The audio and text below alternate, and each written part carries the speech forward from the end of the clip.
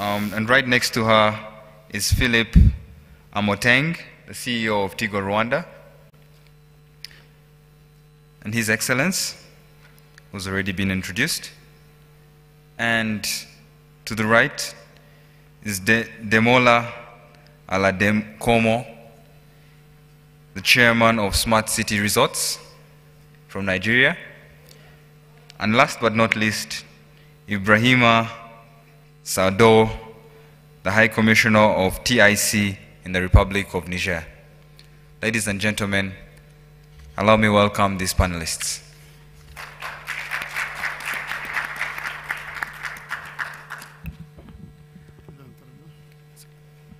C'est moi qui interviens tout de suite. Yes.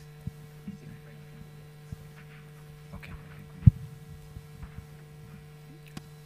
No, we agree. You invite the president. Oui, il vous invite à... Ah oui, d'accord.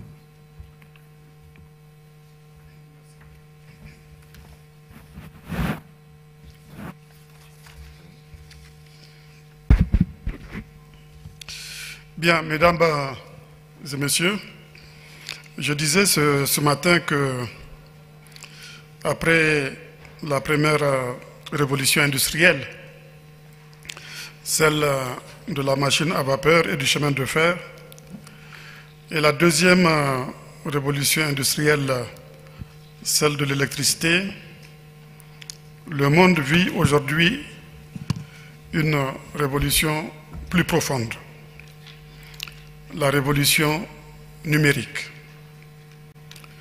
Cette révolution a déjà transformé radicalement le quotidien de millions d'hommes et de femmes. L'Afrique ne doit pas se tenir à l'écart de cette transformation sans précédent. Le Niger l'a compris.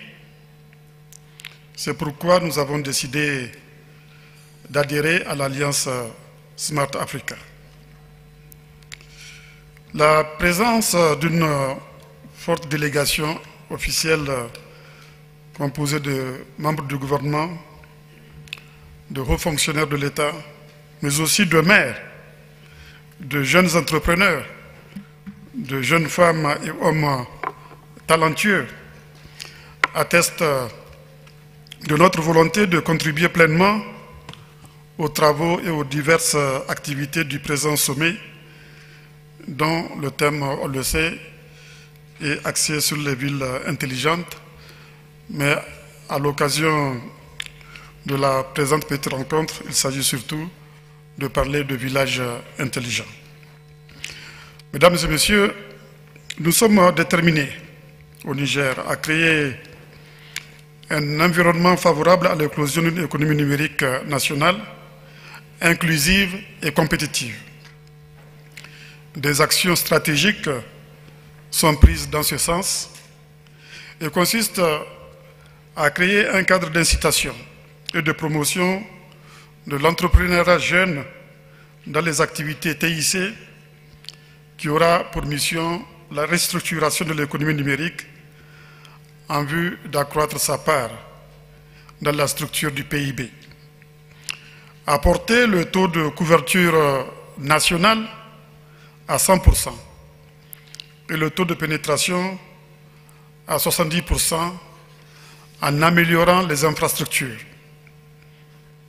À parachever la construction de la dorsale nationale et des interconnexions internationales en fibre optique en vue d'assurer aux consommateurs un meilleur accès aux services de qualité et un accès dans les 8 chefs-lieux de région de notre vaste pays et de soutenir le secteur privé à travers la création de plusieurs incubateurs d'entreprises, à développer des contenus et applications adaptés aux besoins des populations, notamment dans les domaines de la santé, de la gestion, de la communication et de l'agriculture, à renforcer les capacités des ressources humaines sur tous les aspects de l'économie numérique, en commençant par en faire une priorité de la formation professionnelle continue, à introduire dans l'enseignement primaire et secondaire l'utilisation de nouvelles technologies de l'information avec une gratuité de la connexion Internet dans les universités. Le programme de renaissance du Niger, que nous mettons en œuvre depuis 6 ans, fait une place importante à la renaissance urbaine à travers un vaste programme de modernisation globale des villes du Niger. Villes modernes, villes intelligentes, villes durables. Cette renaissance urbaine est adossée à un aménagement structurel profond par un urbanisme opérationnel de développement économique, social et culturel axé sur la dotation en équipement, en infrastructure, en quantité et en qualité remarquable, la promotion des valeurs historiques, des mémoires politiques et culturelles. Cette renaissance est aussi orientée vers des systèmes de gestion innovants et modernes de la ville, qui allient dynamiquement le triptyque territoire, population et nouvelles technologies de gestion urbaine de la cité. La ville est souvent définie comme un territoire restreint, avec une population nombreuse, ayant beaucoup d'activités, mais elle est surtout un espace aménagé en conséquence, intelligent et soutenable pour favoriser et faciliter les multiples et diverses activités de la forte concentration humaine pour l'épanouissement de chaque citadin comme force principale à la construction, à la gestion et au développement de la cité. Par exemple, dans le cadre du programme Niamey-Niala, Niamey-Niala veut dire Niamey la coquette, nous sommes en train de doter les espaces publics de réseaux Wi-Fi gratuits. L'arrosage des espaces verts se fera par le biais de la téléirrigation, des plateformes interactives et participatives de la gestion des déchets, de la mobilité urbaine, ainsi qu'une participation citoyenne à la gestion urbaine, sont en élaboration par un commissariat créé à cet effet. Cette démarche de développement urbain intégré et durable que j'ai initiée ne concerne pas que la capitale Niamey. C'est une approche globale, opérationnelle, pragmatique, qui a pour objectif de promouvoir un modèle de développement durable pour toutes les villes du Niger. Nous voulons faire de Niamey et de certaines villes du Niger ce que le président Kagame a réussi à faire de Kigali. Permettez-moi de l'en féliciter et de le remercier. Mesdames et messieurs, la ville de Kigali est un modèle de développement urbain duquel nous pouvons nous inspirer. J'exprime donc ma volonté et l'intérêt du Niger à nouer des partenariats étroits dans le cadre de jumelage d'une coopération décentralisée sud-sud pour un meilleur partage du savoir et des expériences dans la construction de nos villes. Cette coopération doit s'étendre à l'ensemble des villes de notre continent. En s'inspirant de l'expérience acquise dans d'autres pays africains, le Niger compte accélérer son programme de transformation. En effet, la population nigérienne est une des plus jeunes au monde. Le Niger compte profiter de cet actif démographique pour le transformer en dividende économique. La révolution numérique peut y contribuer. Mesdames et messieurs, si nous voulons qu'il y ait le plus grand impact possible des TIC sur les populations, nous ne devons pas oublier le monde rural. Il nous faut réduire la fracture numérique qu'on observe actuellement entre le monde urbain et les villages et hameaux. C'est pourquoi le Niger a décidé de lancer l'initiative Village intelligent. La population nigérienne est une des plus jeunes au monde. 50% des Nigériens ont moins de 15 ans. Avec le taux de croissance le plus élevé au monde. Et de plus, 85% de cette population vit en milieu rural. Nous ne saurions rendre pérenne tout développement sans prendre en compte la majeure partie des forces vives de la nation. Et celles-ci sont constituées essentiellement de la jeunesse, et celle-ci vit essentiellement dans les zones rurales. Aussi, rien de plus naturel, pour ne pas dire rien de plus essentiel, que de donner la priorité aux villages dans la mise en œuvre du programme de renaissance que nous sommes en train de faire depuis 2011. Nous sommes convaincus que c'est cette jeunesse qui constitue notre principale richesse, sa formation, son accès à l'information et à la connaissance sont indispensables dans l'atteinte de nos objectifs. Le projet Village intelligent contribuera à atteindre les objectifs du développement durable, durabilité économique, durabilité sociale et durabilité environnementale, à travers, par exemple, le désenclavement de tous nos villages, la réduction de la pauvreté, l'augmentation des revenus, l'amélioration des conditions de vie des populations, le e-gouvernement, l'e-agriculture, l'e-santé, l'e-éducation, etc.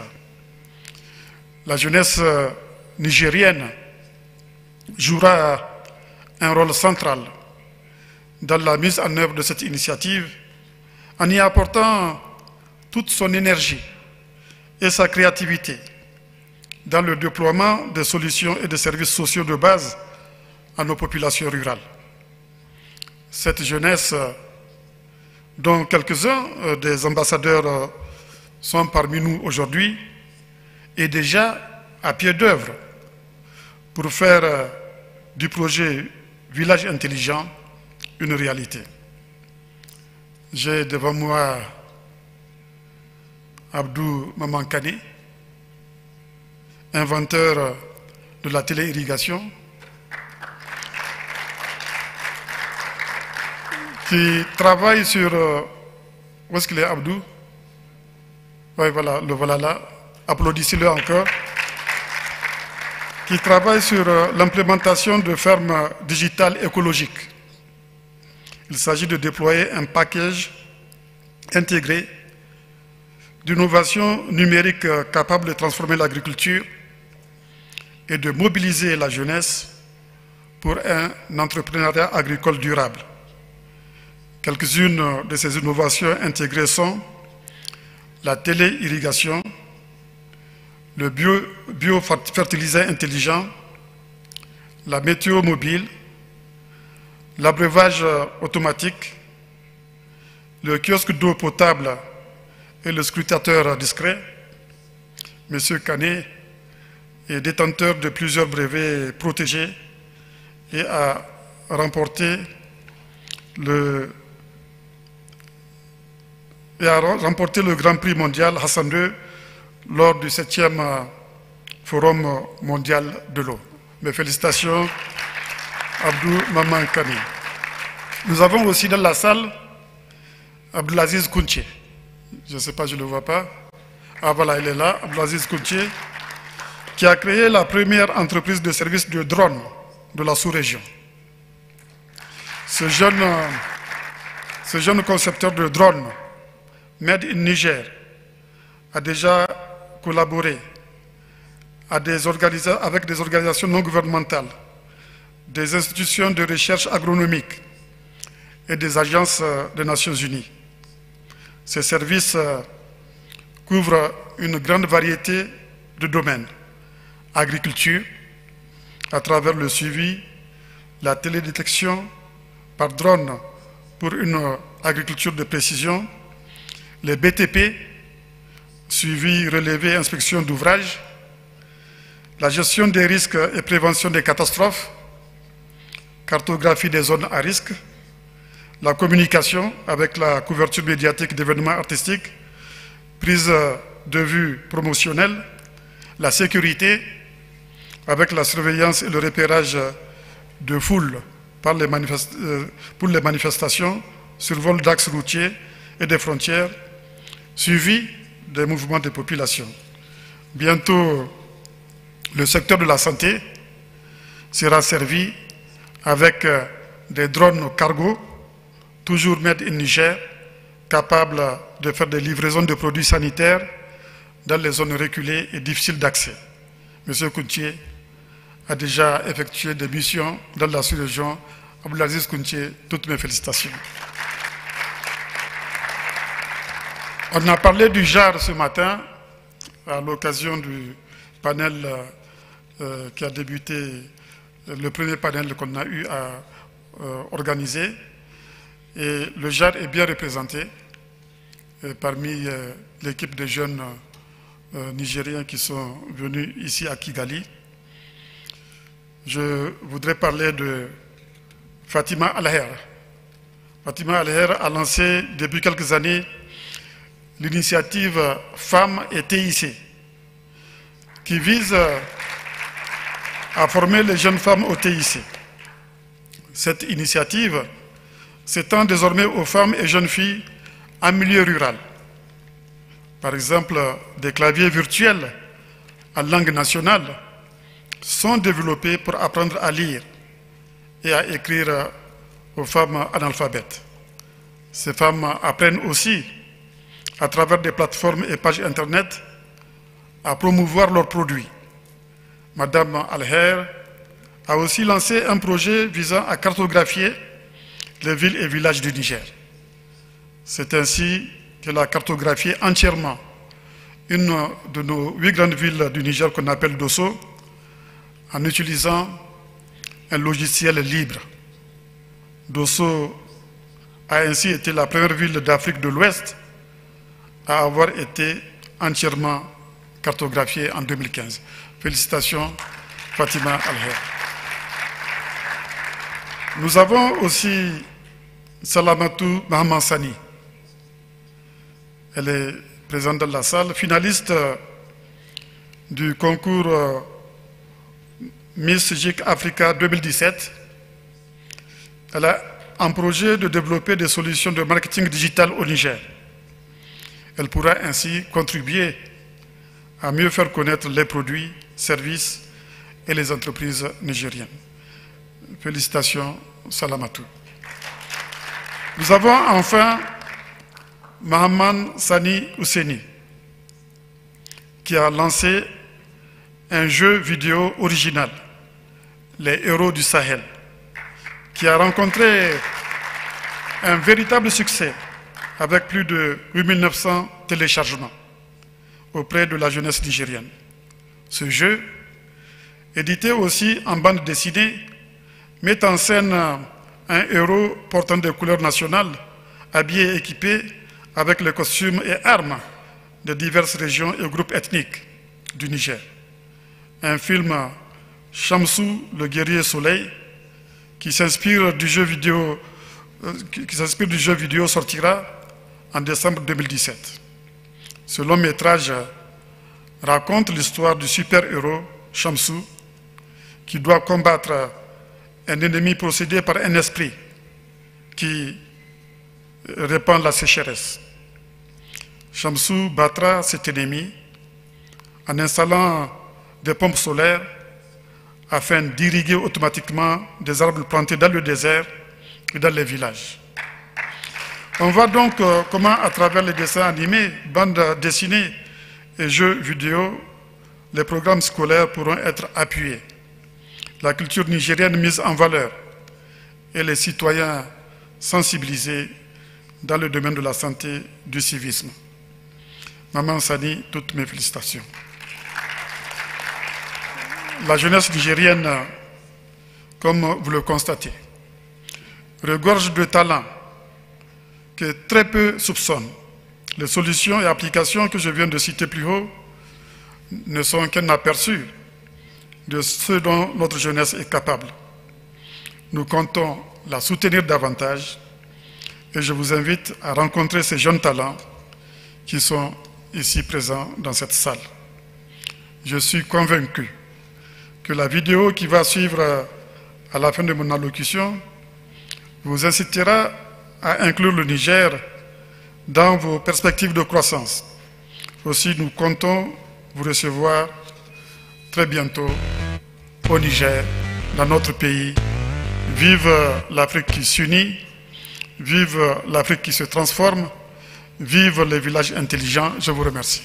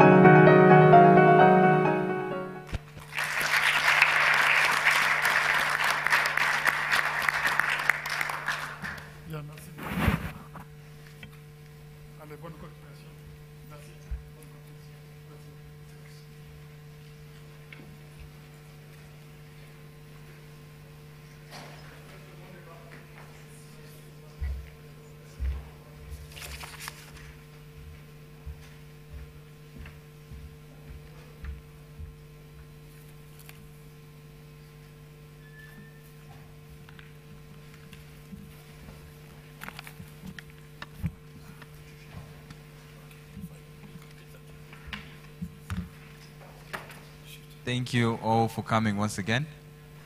And it was an absolute honor to hear from His Excellency Mahamadou on some of the innovations that Nigeria is doing to promote smart village initiatives. Once again, I would like to bring all your attention to the panelists, and I'll just briefly do a small and quick introduction. Philip, the CEO of Tigo, will be talking about some of the initiatives that they're doing in rural areas related to connectivity, digital literacy, and financial inclusion.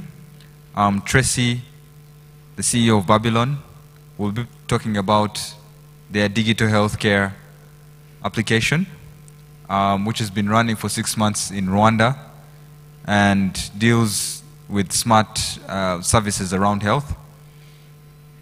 Demola from Nigeria, CEO of Smart City, will be speaking about their project, which started with a pilot of 48 hectares and is also expanding to 2 other rural villages in the coming months. And last but not least, we have Ibrahima, the High Commission of TIC in the Republic of Niger. We'll be also speaking about the different projects that are trying to connect the 15,000 villages in Niger with digital roads and laying different initiatives that are going to promote smart villages in Niger. So without further ado, I would like to open the discussion by asking Philip to share with us some of the solutions that Tigo is trying to do in the rural areas in Rwanda. Good evening to you all. I hope it's already evening. Smart Village Initiative in Rwanda started somewhere around 2015. I think after the first Transform Africa Summit. We met with Minister of ICT, Mr. Jean Philibert. And he said, Philip, we have few key challenges. One of them is we need to connect close to 5 million Rwandese to internet by the year 2020. And it's not only Rwanda, but Northern Corridor, we're talking about 25 million people. But his concern was, in most cases when issues like that has come on board, the discussion has been around some sort of CSR, social intervention. The problem with that approach is that it tends not to be sustainable. Because after a few years that few organizations go there and put the infrastructure, then everybody forgets about it. Then another issue is, I think that, Philip, if you go and deploy the network and you don't make money, again, you won't in the first place. Why would you go to the village where you think you don't make return on investment? So come up with a business case that makes it sense for you to do it. And by doing that, then it makes sensible for business and for the people. And therefore, it's sustainable and lasts forever. So I put my team together and we look into this. The first thing that came into mind, and what I told him that, John, you know, in the first place, this is a business opportunity for us. Don't forget that the penetration in the cities are approaching 100%, and in some cases more than that. And even if we haven't reached that far, going to the village is incremental revenues. So why would we refuse? But as you said, it must make sense. Because at the end of the day, I'll go to my board of directors and ask for money. So the first thing we said is, okay, it must make sense. And how does it make sense? If it's going to be only Tigo going to put tower infrastructure, pull electricity, diversify all kinds of things into that sector, then it's not going to make sense. So it will work only if there is collaboration. The most important thing is that we had already seen some collaboration, and I will talk about it. So today in Rwanda, close to 70% of the population is covered by 4G network. And this did not happen by accident. It happened by very important collaboration between the government of Rwanda and KT network. Let me explain to you a bit. I'm not the professor of it, but I'll try to give you a gist. somewhere in, I'm very old in Rwanda. I used to be here 2009 until 2014. I left and came back. At the time, I was chief financial officer and not the chief executive officer. So we're approached by the regulator and said, you know what, guys, we have 4G spectrum. We are not going to sell it to you. By the way, 4G spectrum in some countries are auctioned as much as 100 million. It's a piece of paper. But the regulator proposed that you can have this for free, but on the basis that you deploy to 95% of the population in the next 3 years. We said, okay, fine, we can take it, but maybe we will not be able to do that because the people in the village will not do it. But the regulator said, but I'll get somebody to do it. And that's how come the KT infrastructure. So in effect, the government in partnership with KT got infrastructure expanded to 70% of the population. And this is something I want people in government here to, take note. Because it's not easy to get this done if it has been given to the private sector. So sometimes partnership pay. A lot more digression. Let me come to my smart city concept. So in the first place, infrastructure in terms of connectivity in the rural area is there. We had already done our 3G network. But the next leg of it is how do you get electricity for the people? And even if you get electricity, what about the devices? The villagers cannot easily get smartphones and those things. And even if you have also devices, today they are not well trained in how to use ICT devices. And even if they get well trained, what are the contents? Do they have the relevant contents? So this is an area where our business case pull together all the relevant stakeholders and partnerships that will make sure this works. So for instance, I give you an example, electricity. It's not all other places in Rwanda that is connected to the national grid. But then there is an alternative. So we work with one. In the first place, let me tell you, smart city we are talking about is not just a concept, it's a reality on the ground. We have a proof concept in village of Tumba in Rwanda. And anybody who wants to check can see what happens there. And we have seen the benefit. So we got Mobisol as a partner. So basically what Mobisol does is they have solar energy. So if you don't have electricity access, you can still have some sort of power, not the one for your fridge, but at least you can have your TV, your computer, and the rest. Okay. So what we also did, so at least power situation in a way is underway. The second bit of it is, how do we address the issue to do with the internet literacy? We have what we call vast freelancers. Basically, they train people on the basic internet usage settings and the things on the phone. So we deploy them. We got a room also where we have a sort of TV. We train people on all the basic internet. We have 2 vans that we call use of smart market. So these vans are basically customer care on the wheel. And anytime they go around, what they do is that they train people on how to use. So at least we've addressed the issue of connectivity because first we have our own 3G network. We have 4G access available in most of the village. We are trying to address the issue with power because Mobisol has come in, and today we have 4 such companies, including BB Box. Okay, so gradually we are addressing the problem. We are addressing the issue of literacy on the internet by also training the people to know how to use the services. Okay, the last leg, the third leg is financial inclusion. Okay. One of the things we realize also is that at the end of the day, internet is an enabler which allow people to do things at their seat and not necessarily moving around. And to be able to do that, you must have medium of payment. So Babil is one clear case. Babil is, she'll talk about it, let me steal a bit of idea, but it's trying to provide healthcare through mobile. But how does she get her money? In the villages, credit card penetration is low. There comes in our mobile financial service, Tigo Cash. I think also we have MTN also there. I'm not promoting their products. So at least we have solved the problem of access, we have solved the problem of connectivity, we have solved the problem of training, digital training, not entire country, at least from where we are doing our pilot case.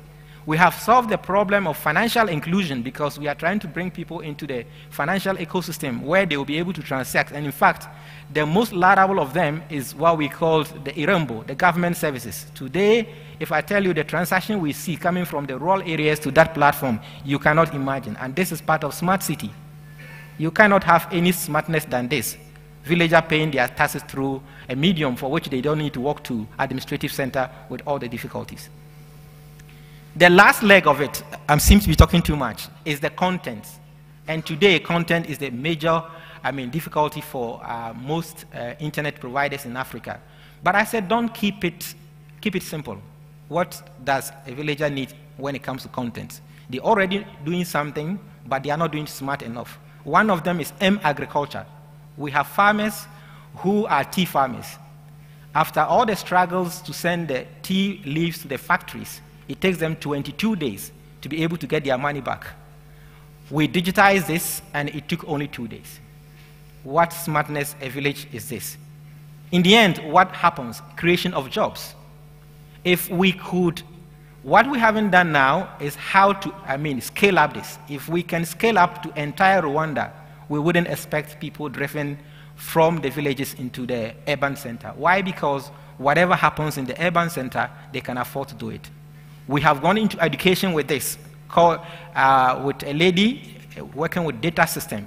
So what we are trying to do today is try to get the syllabus. So somebody who is studying in Kigali in the best of the best school will not be different from somebody in the village, because this information, the syllabus, everything will be on the educational platform, and you can access from anywhere.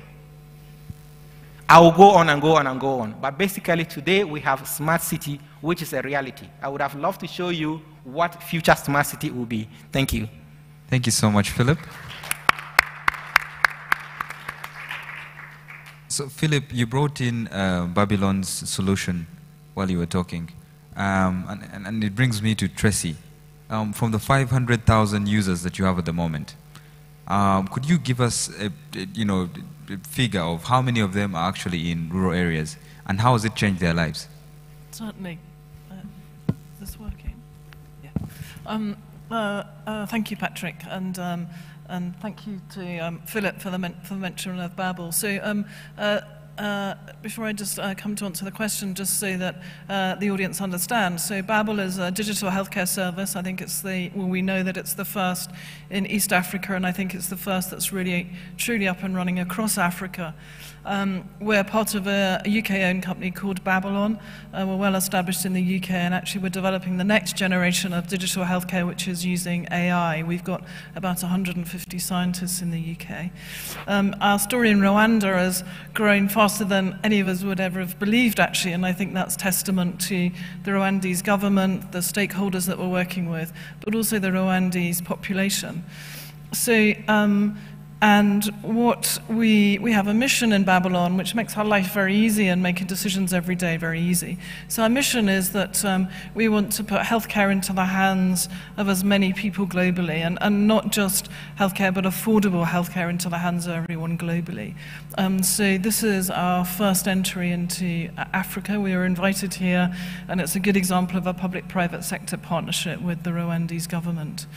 So, Patrick, to your question about rural areas, obviously the challenges for us is that in the Western world, then our system is based on smartphones, and the smartphone penetration, whilst growing here, is still very low. So the first challenge was we had to take a digital healthcare service and build it on a feature phone platform, because we want to get to rural areas, and actually we just wouldn't be able to do that. So we built the technology on a feature phone.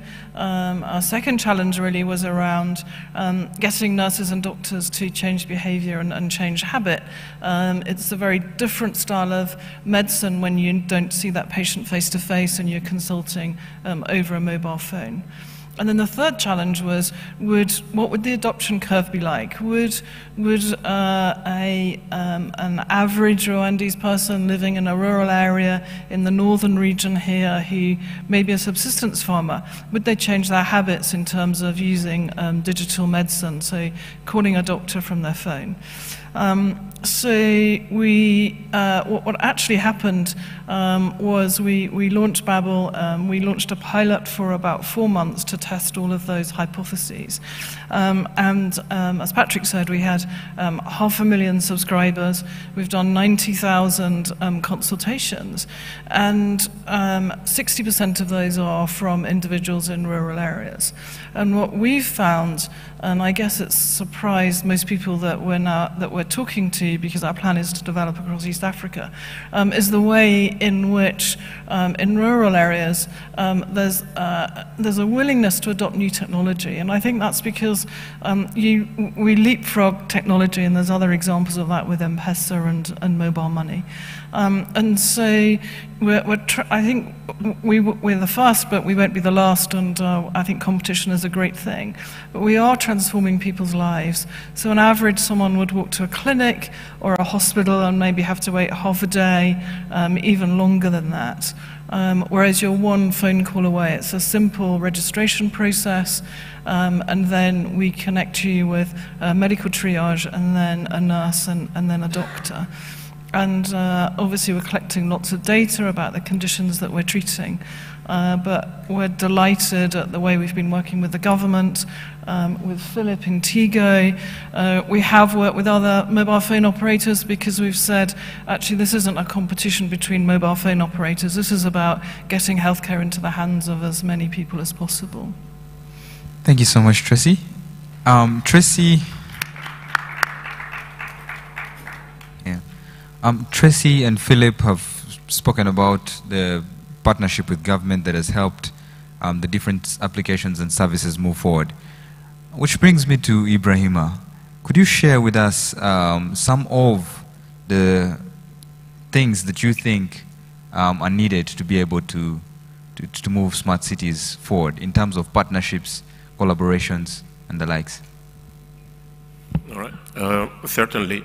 Thank you, I guess, for radiating let's say, the introduction of the subject by itself.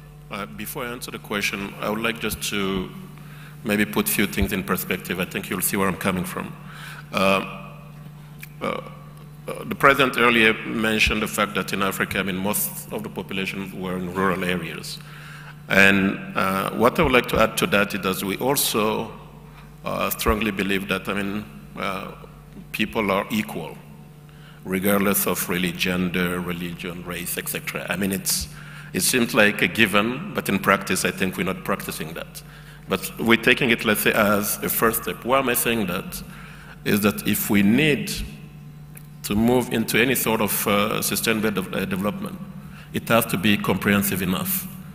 And we tend to look at, even when you talk about smart cities here and smart villages, one thing I like to tell people at times is, how would you define the gap between some of the Western cities and some of our capital cities? I think probably the gap in terms of maybe technology, in terms of development, is even wider. So isn't Niamey, I prefer to talk to Niger, about Niger, to avoid offending anyone. Is Niamey not a village compared to Seoul, for example? Probably that is.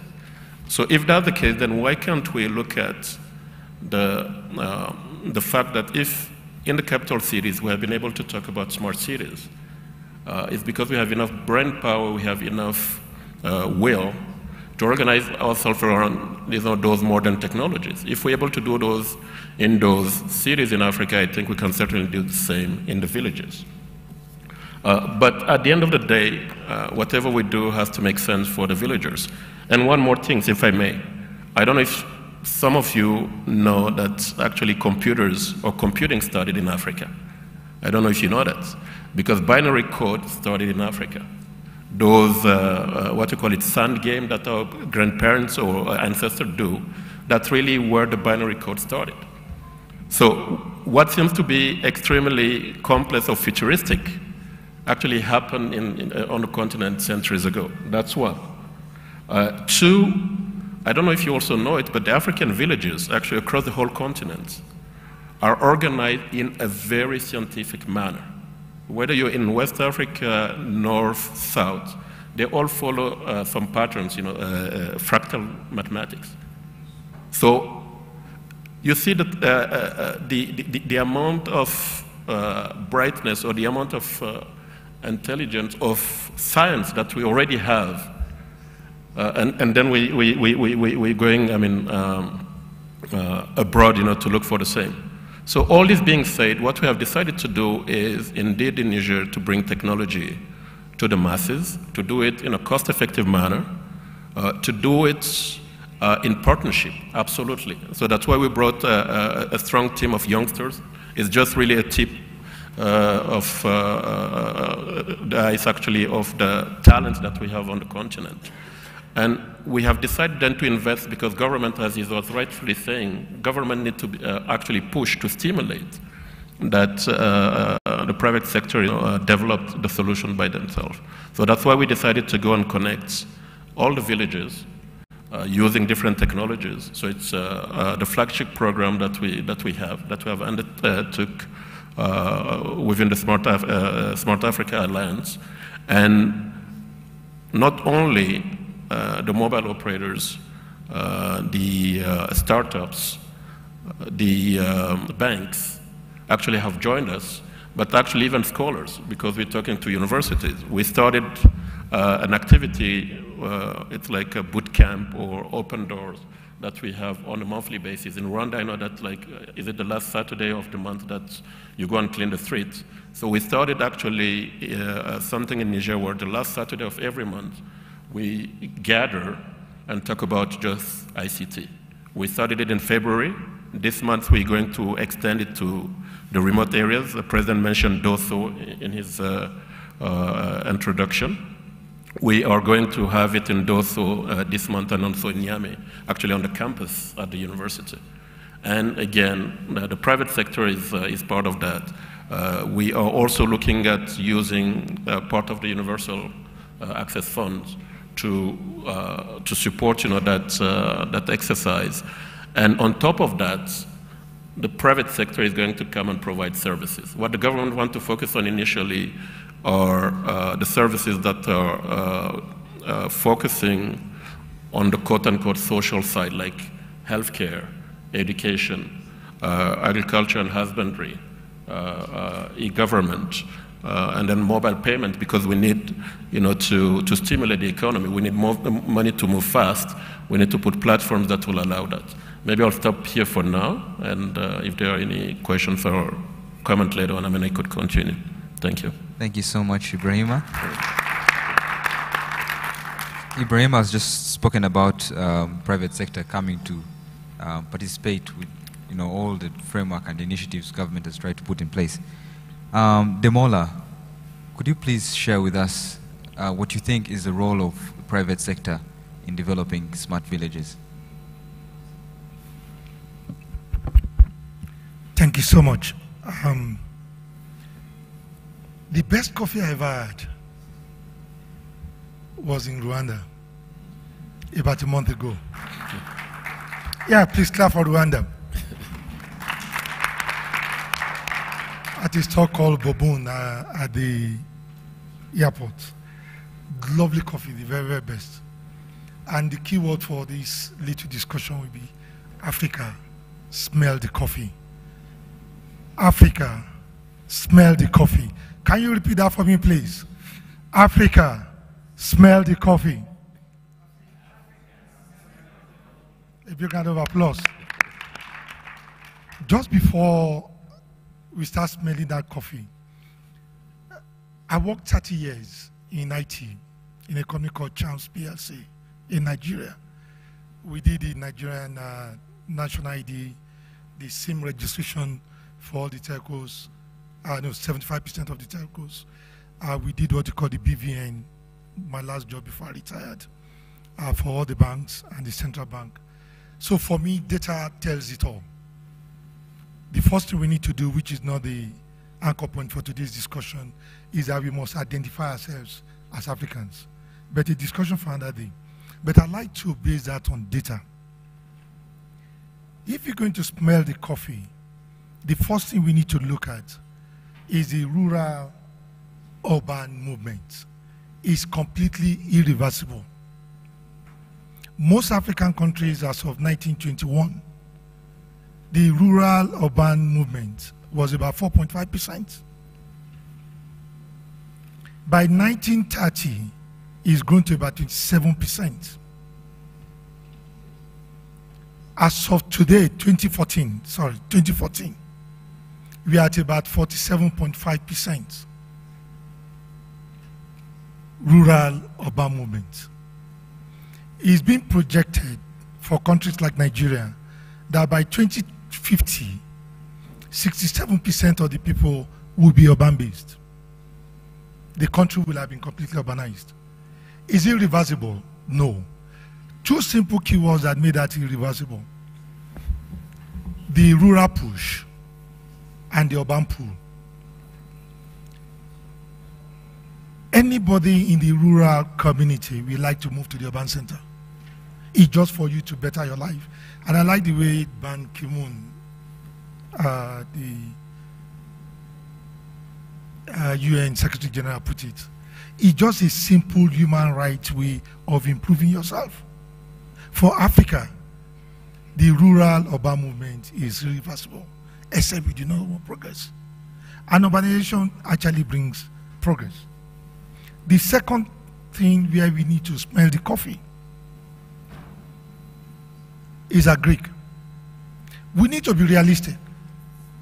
The bottom of the pyramid worldwide, and it's proven by UN studies, that bottom of the pyramid is filled up by farmers.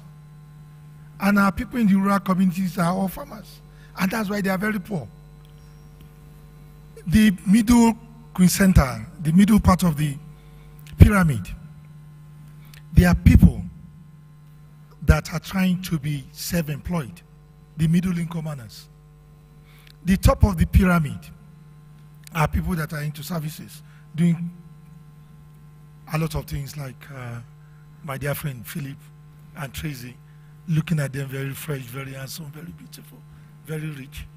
They're not farmers. They are at the top of the pyramid. Now, one major example we need to take is Ivory Coast.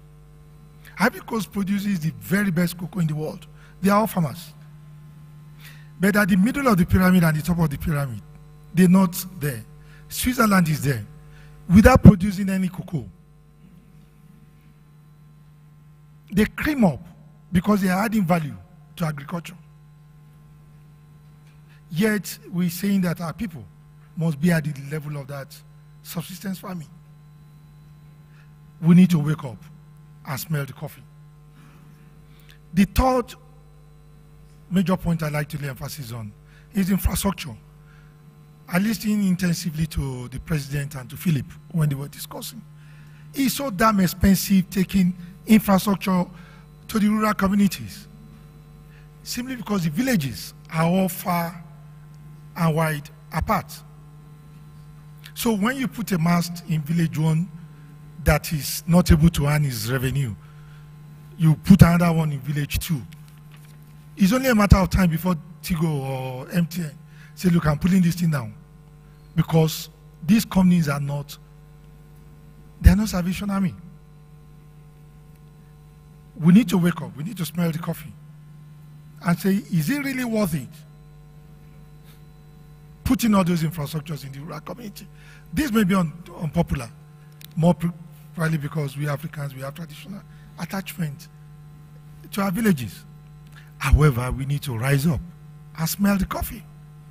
The fourth assertion I'd like to look at is, if you're going to take these 3 items and come up with a solution to them, we need to start building institutions that can manage the transition from the rural communities to the urban communities. And that has been very lacking in most African countries. We give thanks to God to the likes of Rwanda, Kenya, Nigeria. In the past 8 years, we seem to be doing well. I hope we do not have any kind of crazy leader coming again. But we need to start building institutions that will be able to do this for us.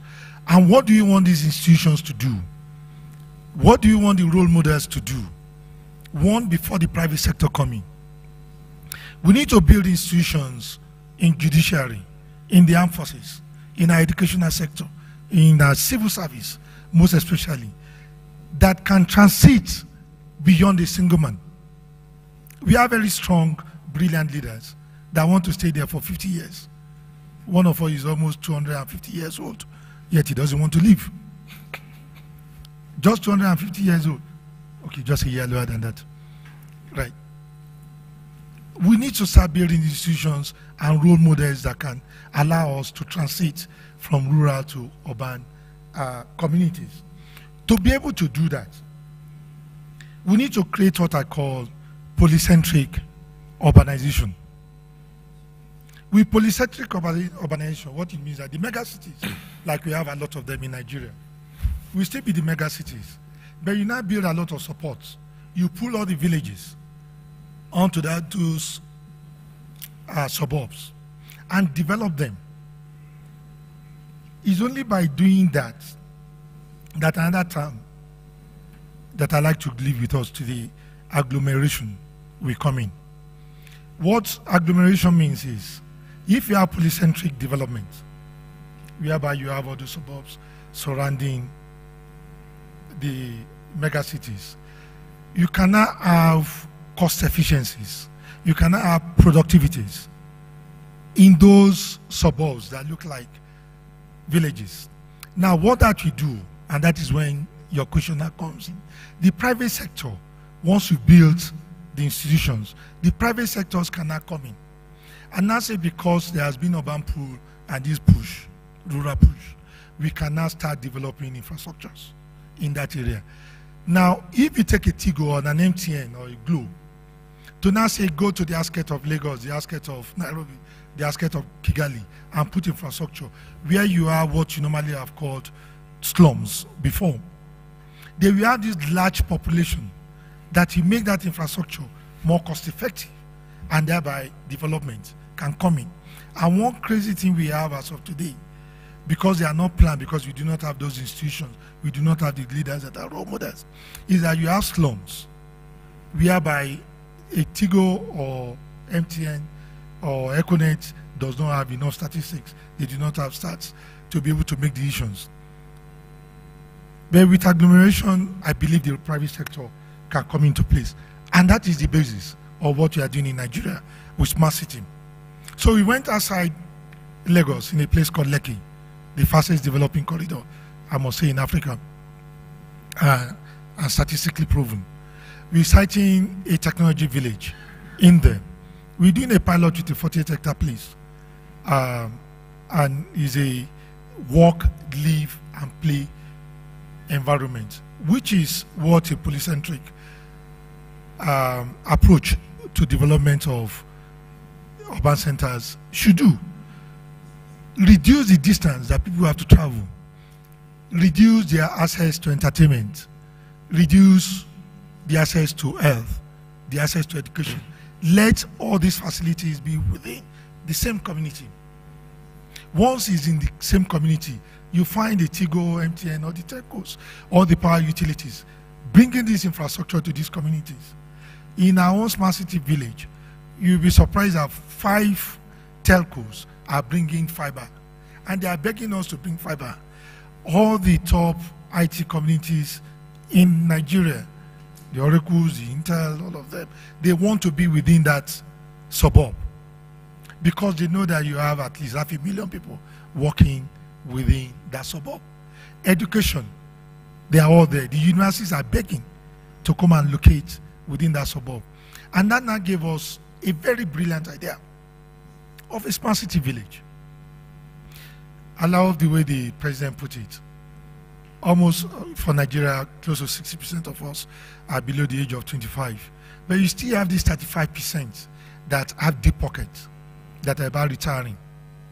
And the funny thing is that we do not cater for these guys. We call them empty nesters in Nigeria. I don't know what you call them. Philip is still almost like 20 years to be in an empty nest. He's looking like 21-year-old gentleman. Right? So the empty nesters, they're about retiring. They are the CEOs. They want to live in a village, but that has all their needs catered for. So we started off with a concept. Just 100 families. And it took us a whole lot of 45 days for 100 families to subscribe to it. And we are saying that, why 45 days? Normally it's supposed to take about 45 months. 45 good days. And they all subscribed, 100 families. We then started a focus group interview. How many can we get if you expand it further? is almost unlimited. But the question is that these communities, these smart villages, must be near the city centers. And also for cost effectiveness for us, these centers must also be near where the private sector can easily put infrastructure. But I'd like to close by saying, for the private sector to come in, for us to come in, we need to have very strong institutions, which Africa still lacks. We're lucky in Nigeria and a couple of countries, probably Rwanda, Kenya, the ones I've studied, that we started building on our democracy. They started lasting 2-3 generations. Rule of law has started taking place. Judiciary is becoming stronger. Without these institutions, you can cry to high heavens. Investors will not put their money down. Until we are able to transit in terms of democracy, until rule of law becomes firmly rooted, until we have institutions that can guarantee the private sectors and investors to come in, it's just going to be a joke. However, I'm quite excited that in Africa today, all those institutions are being built slowly, but surely and steadily. Africa, let's smell the coffee. Thank you so much. We'll be taking 4 questions, and we'll allow the audience to join us on exploring how we can bridge the rural-urban divide. So I'll take 4 to 5 questions. Someone from the audience and someone with a mic. Please have it very close by. Yes.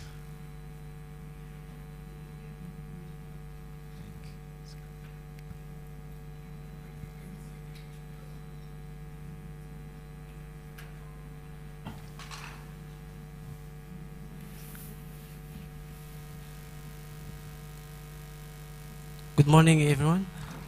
I would like to ask what is your name? Philip or Yeah. Demola? So, Sir Philip, I have a question for you. I've heard that in Nigeria they have at least 70 games created, but I don't know if they are sold outside Nigeria. So, are the games created in Nigeria only for Nigerians or for African people from everywhere? And most of your games, are they based on your culture or just games based on education or hygiene, healthcare, or something like this? So this is my question. Thank you. I think this question will go to both Philip and Demola. So feel free to both intervene. Okay, so what you are asking is whether the games created in Nigeria are sold in Nigeria or outside the world. Okay. Very good question, and I think this is a challenge to most developing country young entrepreneurs like you who are so brilliant, developing a lot of apps, but you don't make money out of it because you don't have means of marketing them. Today, it shouldn't be that difficult because of internet. If you have in any game, any app, put them on the internet. The next thing is how do you, get your money? And that is where you need to tie up with an operator or any other developer for the payment gateway, so that before the person can download, he will pay using credit card. And these days, Nigeria, I know, Ghana, I know, here it exists. People can pay using the mobile money service, so they don't need to have credit card. It is the challenge also with Babil, because initially how they could offer the service through the mobile handset, but how do they get the payment from the rural area? And that is resolved through the use of mobile money. So yes, I know Nigeria, in some cases, people can buy using credit card through the payment gateway, but some of the African countries, it doesn't exist. But if you can work with the mobile operators, people outside the world can also pay through the wallet of their mobile phones. Remember, you can receive Western Union money in Niger through, I think, some of the mobile companies there. The same way your product can be purchased on the internet in that manner, and you can get your money. Does that answer your question? So the content part, I'll leave it to... Okay, thank you so much. I'd like to give you a round of applause again. It's not always that your president will ever recognize you. Actually, presidents do not know 99.9% of their people. As for all those that are recognized today, congratulations, and we wish you the very best. Right. I'm so excited about young Africans. In reality, our future lies with you. And you are brilliant. You are innovative. I've mentored, tutored quite a lot of you.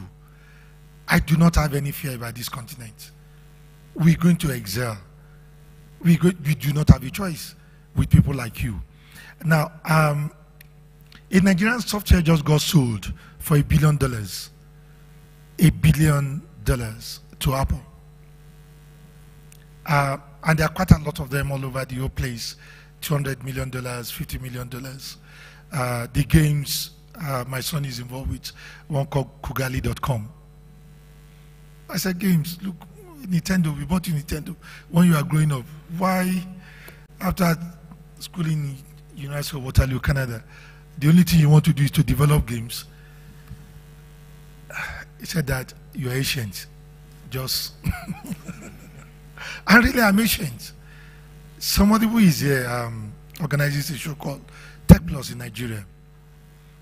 Last year, we had about 500 gamers in a hotel. I never saw that large numbers. This year is going to have 2,000 Nigerian gamers in one location. It's a brand new world for you guys. These are software not just being developed in Nigeria for Nigerians, but it's going out of the world. I've been to some centers here in Rwanda. They also have locations like that. Kenya. So, Nijay, up to you. We'd like to see you in the world. Congratulations. Let me touch on his last part of the question. The good thing about development is that you have to be original. You know, in Rwanda, people come here to watch gorilla. And I understand today the price has shot up to $1,500. Not all the people in the world will come and see, but there are a lot of people who want to see it in games, right? So if you are in Rwanda and you develop games that involve gorilla, you have a lot more market than developing something in US which they already know, because a lot of US people will not be able to come to Rwanda, yet they want to see gorilla. So you have a unique opportunity. If you are in Niger, I think there are a lot of unique opportunities. So look at your environment, and there are a lot of people outside there who want to see it. So just to come that, I see some kind of development in Nigeria, and personally, I look at it every night. And my brother is here, so there are times that I see the leader of Boko Haram, and then the president, and they are in competition, and there is a lie detector. And when one says something wrong, he slap him. I just enjoy it, and all my friends are looking at this. I think people would love to see things that are in your neighborhood when you develop them. Thank you. Yes, we'll take, for the sake of time, please allow me to just take 1, 2 more questions, since I see a number of hands up. Yes, sir.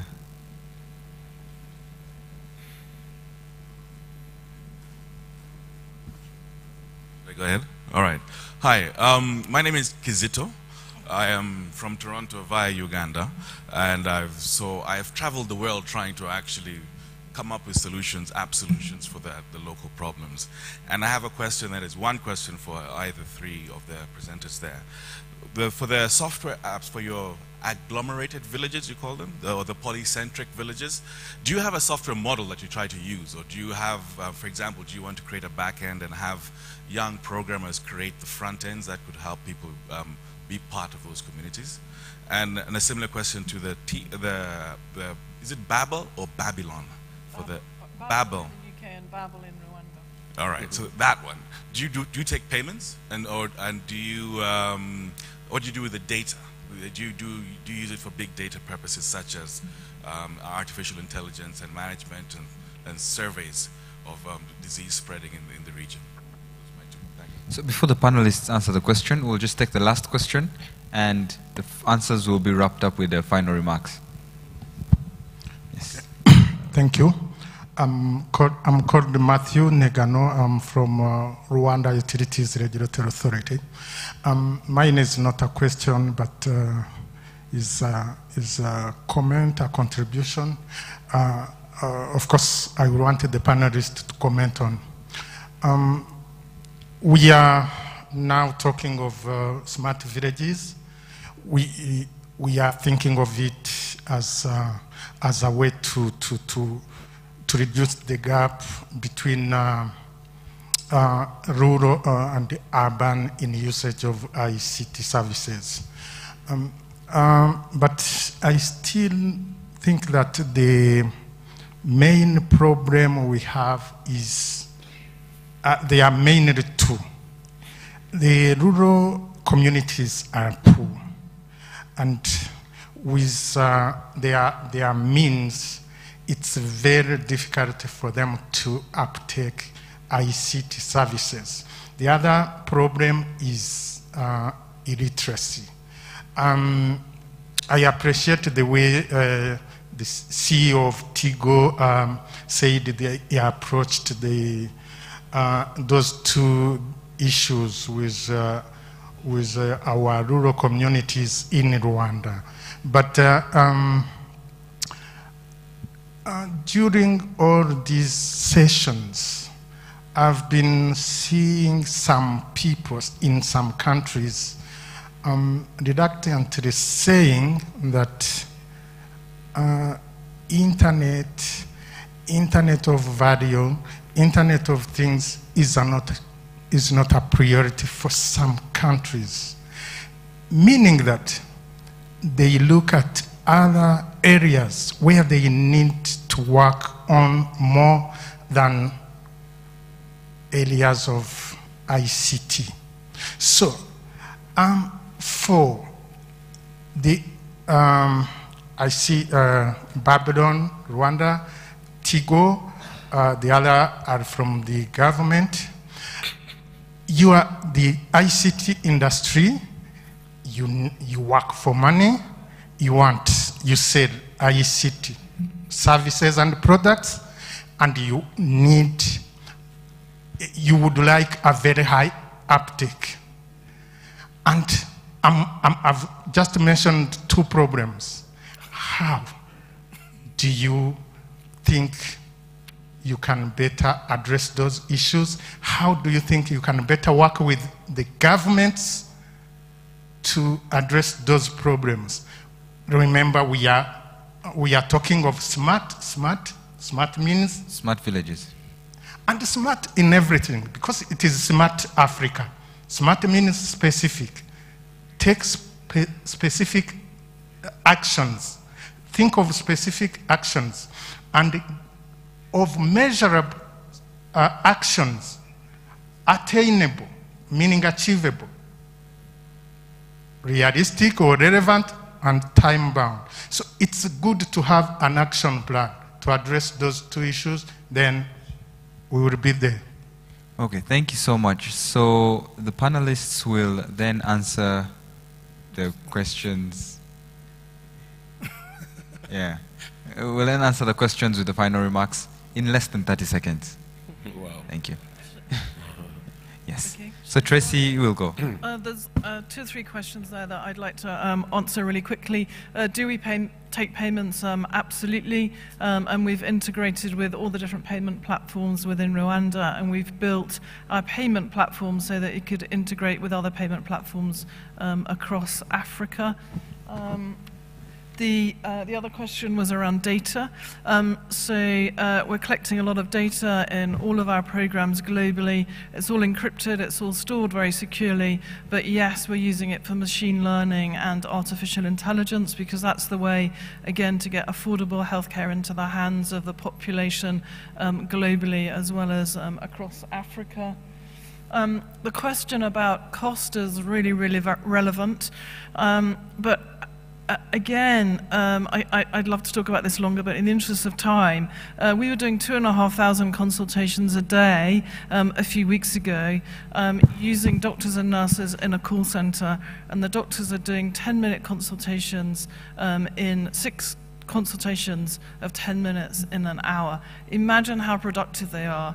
And actually that productivity means that we can offer healthcare so much cheaper and offer better value, but we still maintain the quality. So we can offer digital healthcare consultations to where it's appropriate medicine at under half the cost of a face-to-face consultation.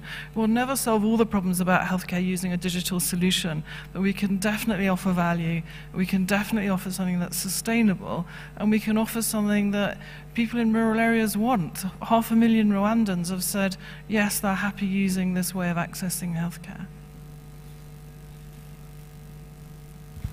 Okay, so let me provoke some kind of thoughts, which I think nobody probably will agree with me. I don't believe people in the rural areas are poor. If you go to Lagos, I guess you'll find a lot more people sleeping on the street than the villages around Lagos. Anyway, it's a thought-provoking. But let's assume that even people in the rural areas are poor. What makes them poor? It's because of the way they do things. It's not smart enough. They produce the products, and people from city go there and take it for nothing, and they come and sell at the higher prices in the cities. If they could have means of knowing the prices in the cities, and when the people come, they could negotiate with them. So when we talk about smart city, it's actually to take them from the poverty zone, in case, assuming they're actually poor. So those are the things we're talking about. ICT per se is one of the ways of doing things, and not one of the things. It's an enabler. So we cannot afford to say, just because people in the rural areas are poor, we will not allow them to taste the ICT. What rather we should do as businessmen is to look at the model. What kind of model that works in rural areas might not work in the city. So, and that's exactly what we are doing. So for instance, knowing very well that if you go to the village and you ask for $2,000 for solar, panel, they will not be able to afford. What do? We factor the cost of that device into the service provision over a 3-year period. So instead of asking for $1,000, we ask for S amount of dollar, probably $1 a month. And at the end of the day, they still have the solar. So we have to rethink the model. The one that works in the cities will not work in the villages. Again, most of the highly educated people you find around the world, their parents were poor. They live in the villages. But they managed to get money to take care of them. One of the American presidents is Jimmy Carter. He's a farmer, but he's not a poor man. So farmers are not necessarily poor people. It's the kind of farmers and the way they do their farm that makes them poor. If we can change the way they do their work in terms of ICT, they'll be rich people. Thank you.